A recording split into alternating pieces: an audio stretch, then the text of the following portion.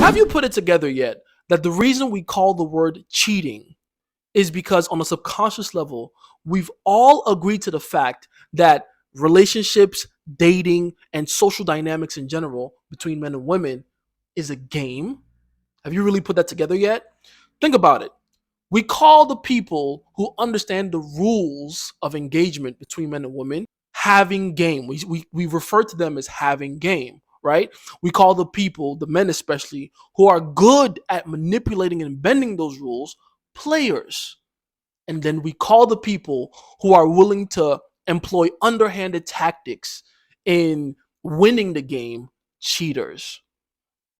And yet, despite the fact that on a subconscious level, we all know it's a game we're playing, we go out of our way to deny the fact that this is a game. And then you wonder why a lot of people are unhappy in their dating, in their relationships, and with the results they get in those areas. Today, we're going to be talking about specifically cheating, one of my favorite subjects to talk about. I have no shame saying that because this is one of those subjects that I've come to find just about no one on this planet, except a few people, really understands what cheating is, how it works, and specifically how to prevent it, right? So today we're going to be talking about cheating. It's going to be fun for me. It might not be fun for you. And the reason it might not be fun for you is because I'm about to go out of my way to completely shatter your little bubble of reality. This is going to be so fun.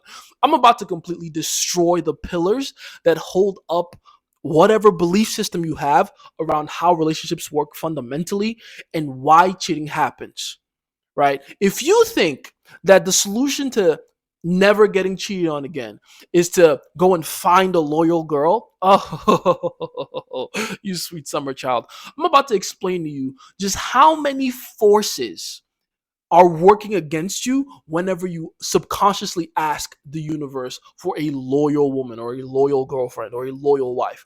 Not saying it's not possible. In fact, we're going to talk about that. It's actually very easy in concept to create that kind of relationship. I have several in my life. But you now get to understand truly what it is you're asking for when you're asking for a loyal girlfriend. I'm about to explain everything to you. We're going to talk about cheating, how it happens, how it works, how to prevent it, and it's all going to be based in science, specifically evolutionary psychology. Okay, so let's get into it. I'm sorry, I can't stop myself from doing the the evil supervillain laugh. This is this is gonna be so fun for me.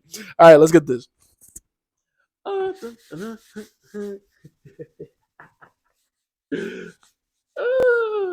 gonna be so fun. All right, cheating. Like I said, we're gonna be basing everything we talk about when it comes to the understanding of what cheating is from an evolutionary psychology point of view. Evo, oh, Evo Psych. I said Evo Psych. There we go. Evolutionary psychology. And that means we have to understand the basis of evolutionary psychology. What is evolutionary psychology and how that relates to cheating and how that works. So evolutionary psychology can be boiled down to one very simple definition. There's more complex, more convoluted definitions out there of what the entire study of evolutionary psychology is all about. But I like to boil it down to simply, for whatever reason, and I'm not going to act like I know the reason, even though I do, but for whatever reason, humans have evolved to meet two specific biological imperatives. Those are to survive and to replicate. So basically, we get better over time as a species and even as individuals to achieve these two goals: stay alive, right? And do that well enough and long enough so that you can then have the chance to pass your genes into the gene pool and keep your genetics alive. That way, your genetics don't get, how did Mystery used to say it? Your genetics don't get ruthlessly and brutally wiped out of existence, right? So that is the whole point of evolutionary psychology, is that as human beings, we evolve over time to do this better and to do this more efficiently. More efficiently meaning less energy, less effort, shorter period of time, right? So this is the entire point of it. This is what evolutionary psychology is for. Everything we do, every small decision we make, small or big decision, finds a way to lend towards this. And you'll find this very true whenever you start studying in depth human behavioral psychology, right? HBP, not high blood pressure, but human behavioral psychology. And you can very easily link this to evolutionary psychology. It's the very same study, but this one is more specialized, if you will. This talks about what it is people do, how they behave, and where that behavior comes from. And that behavior always comes from our biological need to survive and replicate. It's the basic understanding of our biological imperatives, our incentives to exist. All right? Cool. If this is the case, and everything we're doing is constantly moving us towards staying alive and being able to stay alive long enough and do that well enough to replicate ourselves, to multiply, to pass our genes on into the next generation, reproduction, where does men and women come from? The genders, right? Well, that's simple. You see, over time, if you're a Darwinist, if you're a Christian, it kind of happened in an instant. Or any other religion, you kind of believe that the genders are split in an instant, right? There's male and there's female. Doesn't really matter what you believe. Here's the point: our species is categorized into two different genders. Oh no, there's someone with blue hair screaming and screeching right now. Don't give a fuck. Two different genders. And this is not just a matter of this is not a social matter. This has nothing to do with society or societal conditioning. This is just biological fact. And it's important that this is the biological fact because of the function of both of these genders. You see, one gender, the male gender, is evolved and specializes in the art of survival. And the other, the female, specializes in the art of replication. Now, don't get it twisted. In order for humans to reproduce, both genders are involved. And in order for humans to increase their chances of survival, both genders need to help each other. That's just how it works. Human beings are primarily as successful a species as we are because we are a collaborative species, right? We help each other. We increase our chances of survival by helping each other. However, on a biological level, like basic biological level, women are better equipped for replication and men are better equipped for survival. So men have a bigger bone density, greater muscle mass, more testosterone, which lends to a different set of behavioral cues, decision making, and stuff like that. More aggressive kind of decision making, obviously, more aggressive kind of behavioral cues that help to facilitate the better chance of survival on every different level, right? There's also the tiny little things that we have as men, like spatial awareness, you know, in terms of like our ability to gauge things with our eyes correctly. And again, that's important for our ability to increase our chances of survival, identify threats, come up with plans to neutralize threats, etc. Right? We have all these things, and we have all of these things that make it so that we are better at surviving than women are. But women have their superpowers too. They have all these things like estrogen. If I'm spelling that right, estrogen, which is people refer to as the female hormone, but really think of it as more like the nurturing hormone. All right, the hormone that is more concerned with ensuring the survival of the next generation. And that's what women specialize in on the biological level.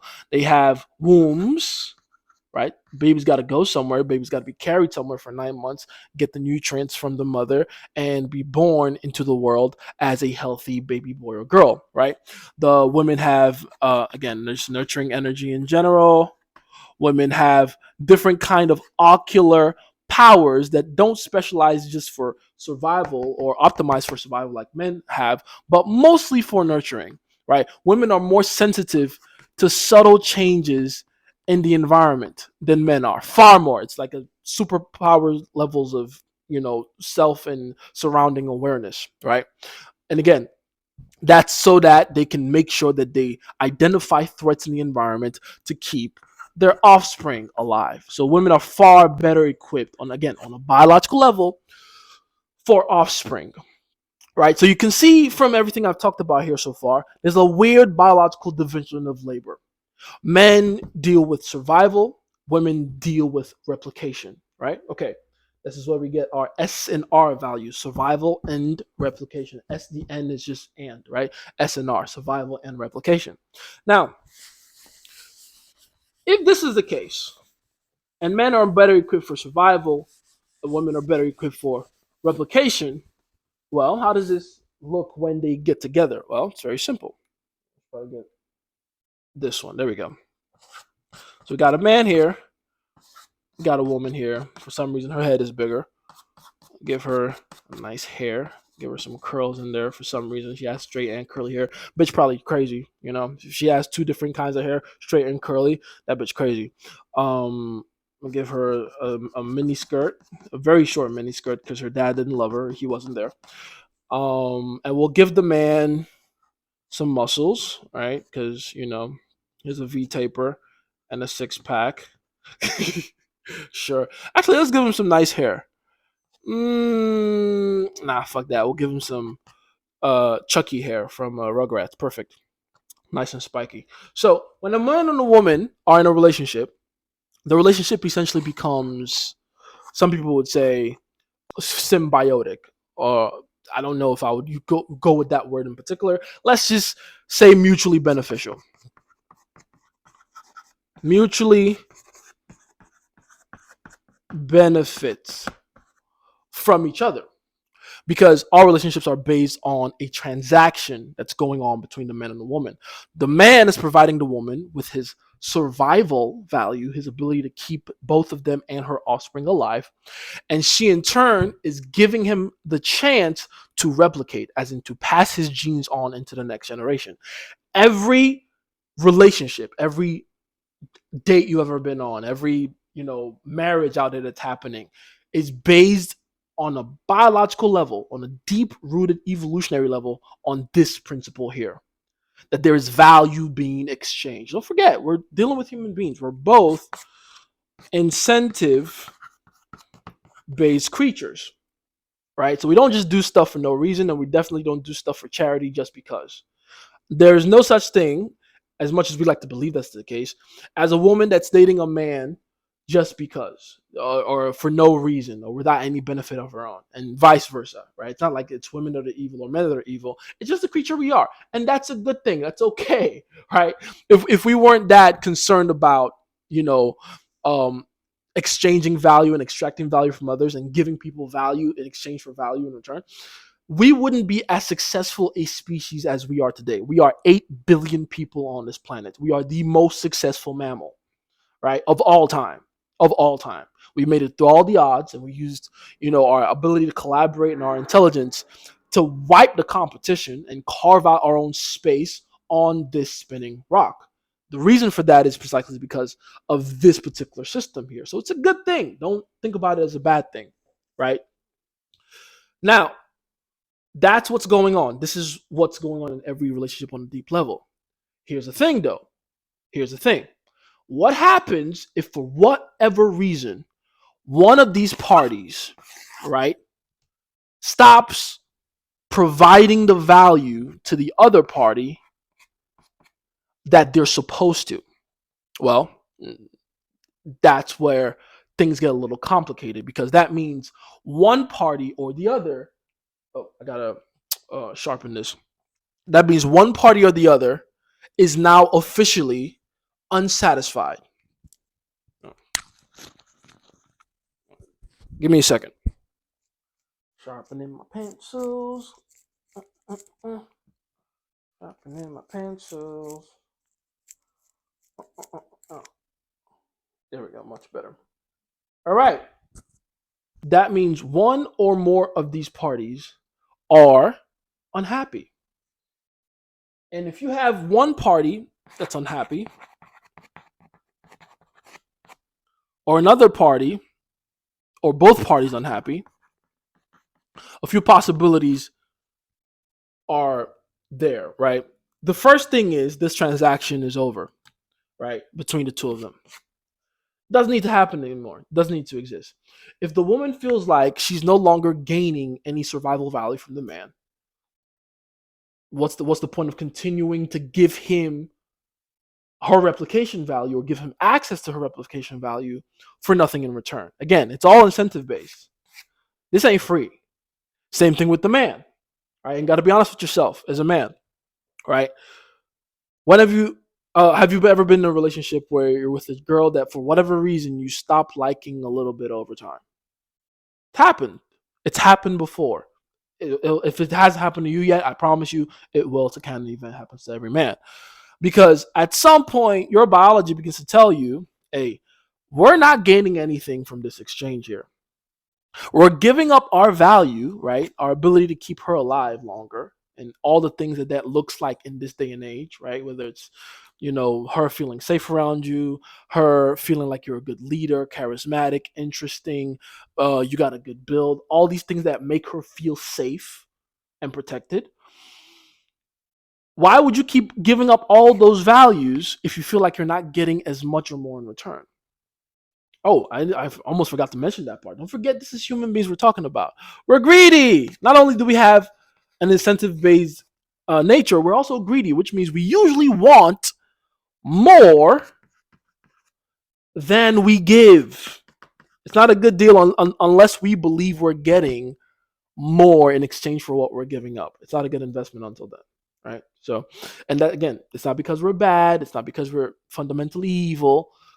It's just the nature of every organism on this planet. That's how we survive. That's how we replicate. That's how we work. So that happens.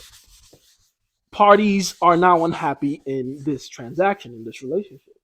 Well, what if, for whatever reason, again, going back to this, man, woman, skirt, hair, curl, and straight hair, because she's crazy. Don't forget that part. Now we're in the situation where they no longer work out. It's not working out. There's no correct value being exchanged here.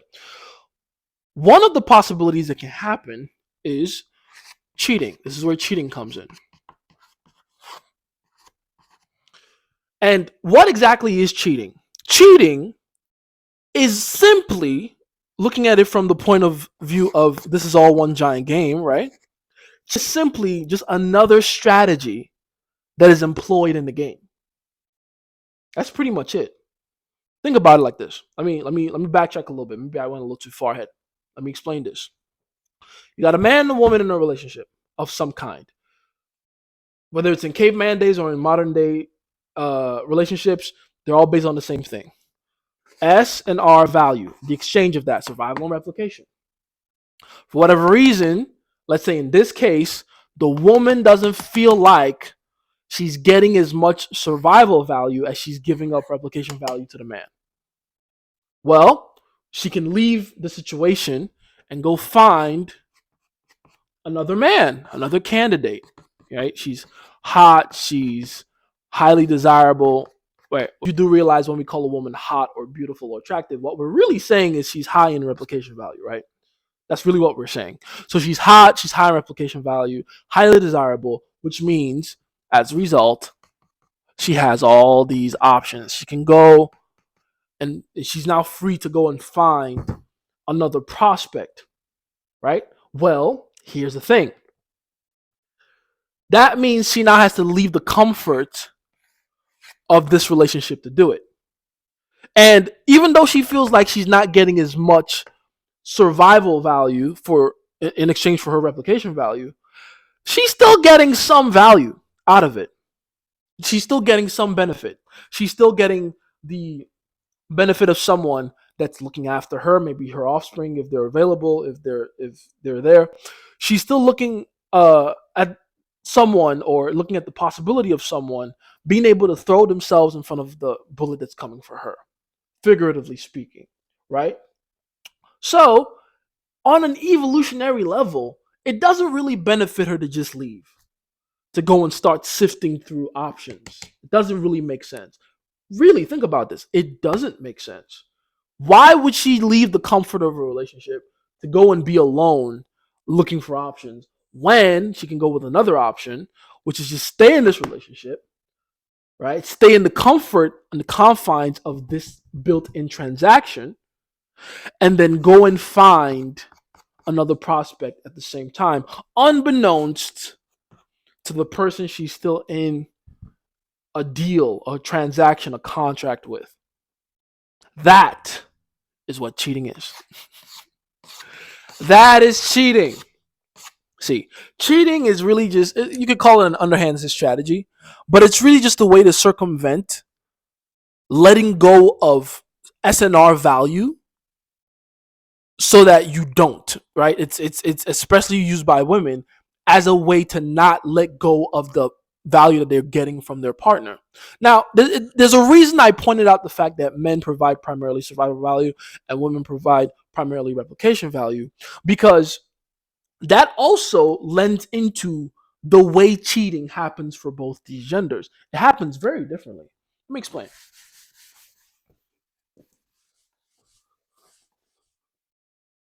Because a man represents survival value and is looking for replication value in a woman, the only reason a man would cheat, the only reason a man would go outside of the confines of whatever established contract he has with a certain woman, is to go and find what in his mind is more, maybe even more desirable replication value. And if that is the case, then the strategy for extracting that looks very different than with the woman. Because the woman is the exact opposite. If this was a woman and she is the one holding the replication value, then that means she's going out of her way to replace whatever man she's in a contract with by going to find a man with better survival value. And this changes completely the reason men and women cheat. Check this out. Let's go ahead and build like a little chart. Draw a line on the middle. Have men on this side. Have women on this side. So let's go over everything we've talked about so far. He has survival value. She has replication value.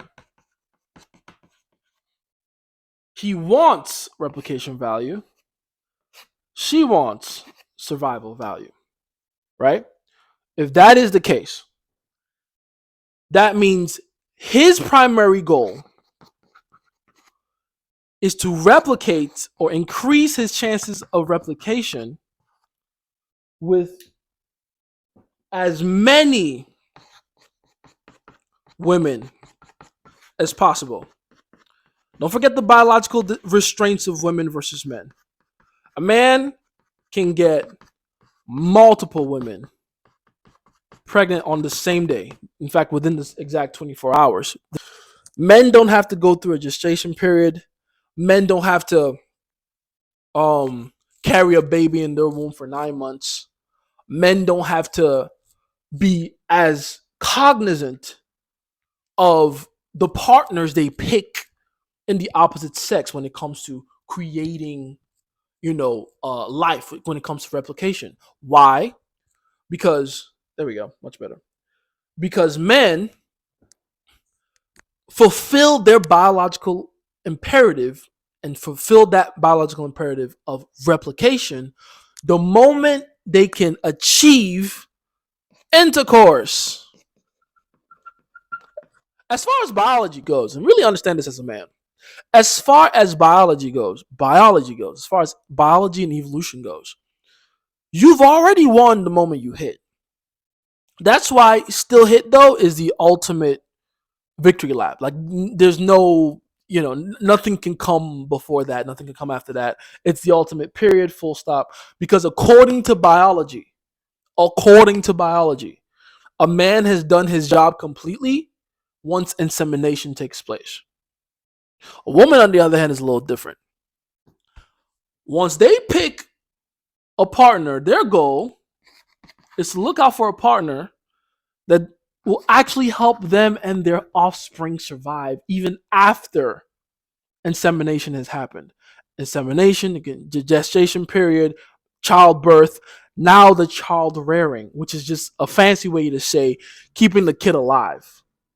And as a result, keeping the kid and its mother alive. So the woman has a goalpost that is set further into the future than the man has, which is why she can't run around with as many different options as the man. Not on the biological level, not when she's dealing with the time, the numbers, the amount of time and effort it's going to take for her to fulfill her biological imperative. Her biological imperative isn't fulfilled until she successfully takes her offspring to adulthood. That is when her imperative is complete. When she now has prepared her child, right, for his own journey of survival and replication.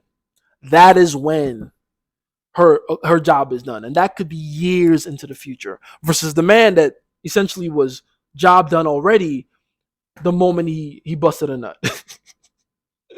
So men cheat to increase their chances of replication, and honestly, to do that, you need to play into the numbers. Men cheat for variety.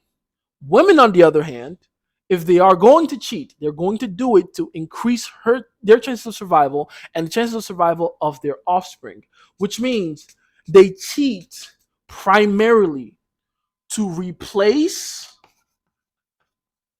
the man they're currently with. They cheat to replace the man they're currently with because they believe that man to be weak. They do not see him as strong enough to help her survive. This is important. Okay. All right. This is where the heartbreak is coming. The heartbreak is around the corner. Or if you're smart enough, you've already kind of figured this out.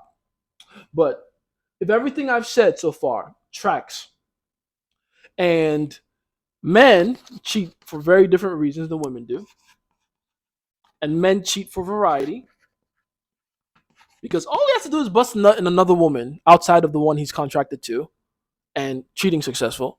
And a woman cheats primarily to find a better suitor, better, stronger man. These are the two different reasons.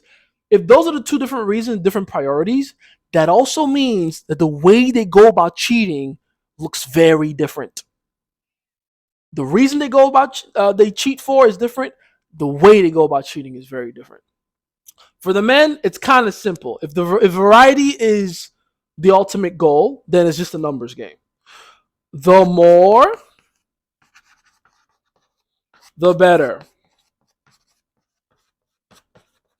It's really that simple. That is as far as it goes when it comes to men cheating. With women, on the other hand, they have to focus more on quality over quantity. Now, if this is the case, Men cheat for quantity, women cheat for quality. Let's not focus in on how women cheat, because that's really what we're here for, right? What are the criteria that women are looking for when they're looking to cheat? In fact, let's backtrack a little bit.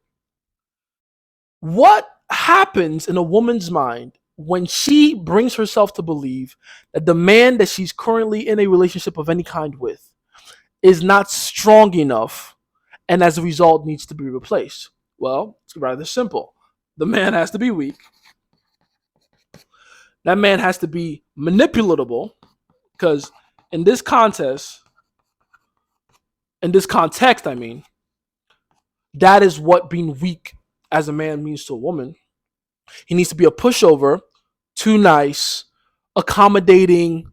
What other word am I looking for? Incompetent is a really big one. Women hate incompetence. It's in their biology to hate incompetent men. But for the most part, it's men that make them feel like he can't handle her or any adverse situation. So primarily men that don't do well with resistance. Oh, this is key. This is so key. A lot of men still haven't put it together that the major reason a woman would lose respect for you over time is because she sees your relationship, she observes your relationship with resistance. And when I say resistance, I mean every kind of resistance. Resistance as in your capacity for risk taking, resistance as in the way you behave under pressure, resistance as in your decision making when you're being faced with adversity of any kind, resistance as in you find yourself with her in a less than ideal situation. What's your demeanor like, right? When you begin to show weakness in that way, when you begin to show weakness and crack in her eyes, she starts thinking to herself, he doesn't have the survival value that I'm looking for. Mind you, this isn't even something she's thinking consciously. To be honest, though, if it gets to the point where she is beginning to think about these things consciously, that's around where she begins to make the conscious decision to, replace you. But up until that point, it's really also just unconscious. It's her body leading her to feel certain things, feel certain ways. And as a result, start making decisions that are not in favor of the guy she's in a relationship with. That is why cheating happens.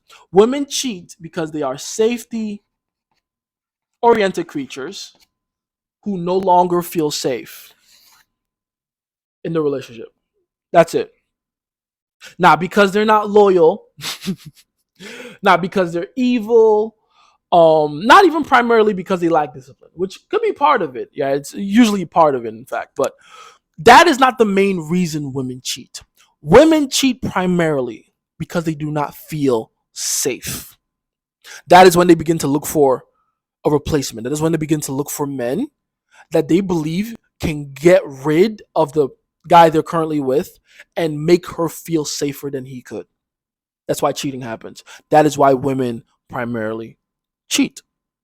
Now, if that is the case, women cheat for safety reasons. The next thing that you have to now ask yourself is what are the different situations that can spark her feelings of lack of safety? We already talked about it from the point of view of a man being weak, his relationship to resistance, all those things. But the irony is, those aren't the only things that make a woman feel safe. That's only one. In one scenario, a woman can genuinely feel safe because the man is weak. And we already discussed that. There is a second scenario where a woman doesn't feel safe because she feels replaceable. This is the beauty of human psychology in general, is that there's a duality to everything. There's an extreme to both ends on every kind of and part of the human psyche. You have women that observe their environment and go through the hypergamous doubt, right? Asking themselves the question of, can I do better than this? And they realize, yeah, the guy's weak, I can do better. But then there's also the situation where she genuinely asks herself, does this guy like me enough? Is he, in my mind, as emotionally invested as I need him to be in me for me to genuinely feel like he gives a fuck enough about me to keep me safe?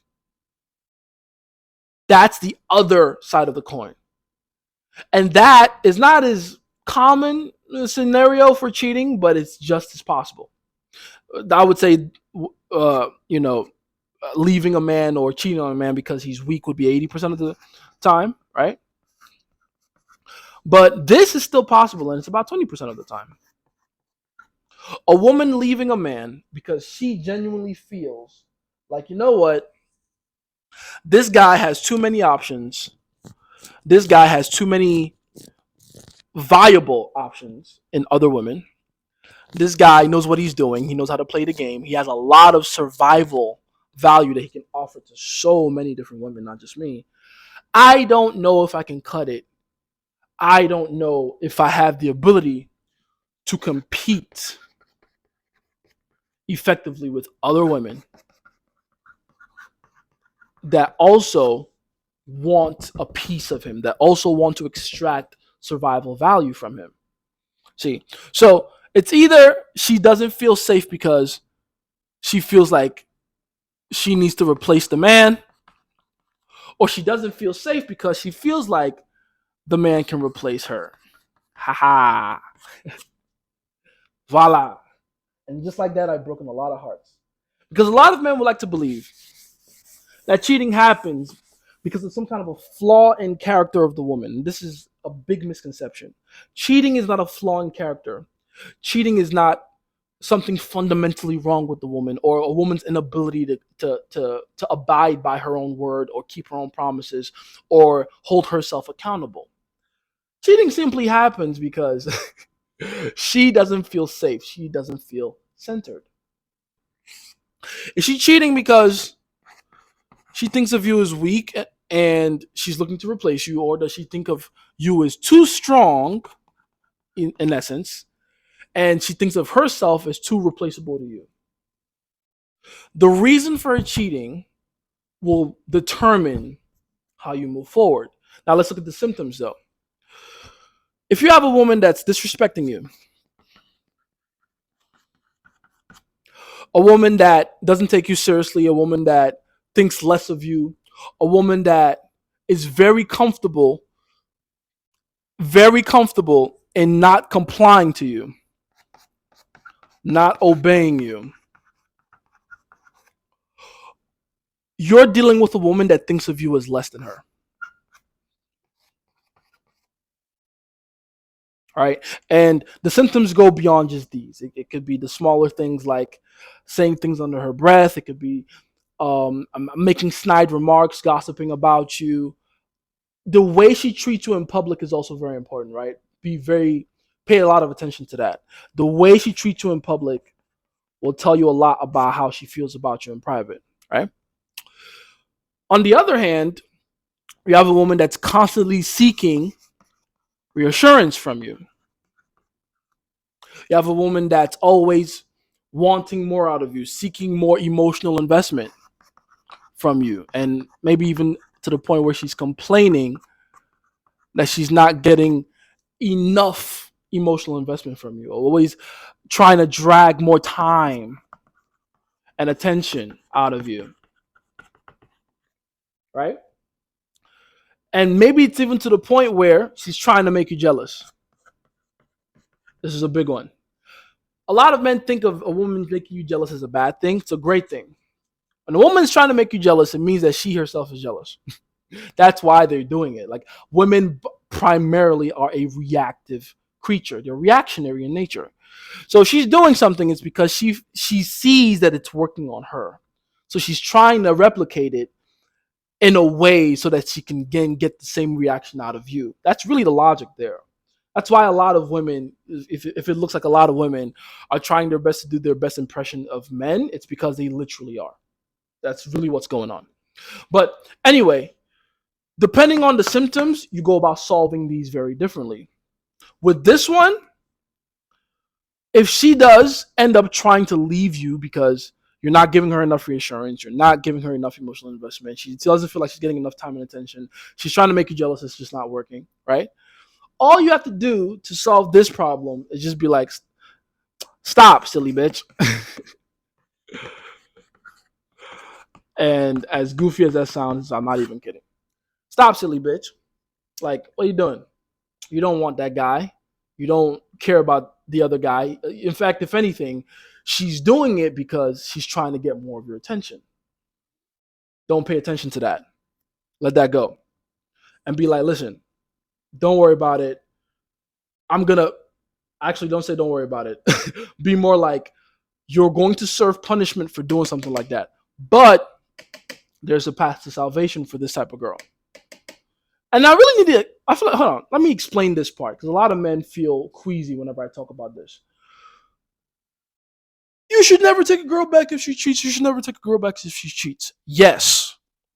If the reason is you were genuinely a bitch and she walked all over you and she went off with another guy that was stronger, in which case the chances of her coming back are slim anyway. But if you're dealing with a situation where the woman genuinely did it because there was too much anxiety, too much tension, the relationship imploded, and she didn't feel like she was getting enough out of you. I'm not saying you have to start giving her all the things she was asking for. In fact, that would defeat the point. But understand that is a girl that cheated because essentially because she loves you too much. As weird as that sounds, this is a very possible thing. Now, granted, this is not the majority of the time. This is less than 20% of the time, in my opinion. But for the majority of the time, if you're getting cheated, it's because you're going through all these over here, getting disrespected. She's not obeying you. She thinks of you as less. She's treating you like garbage in public, etc.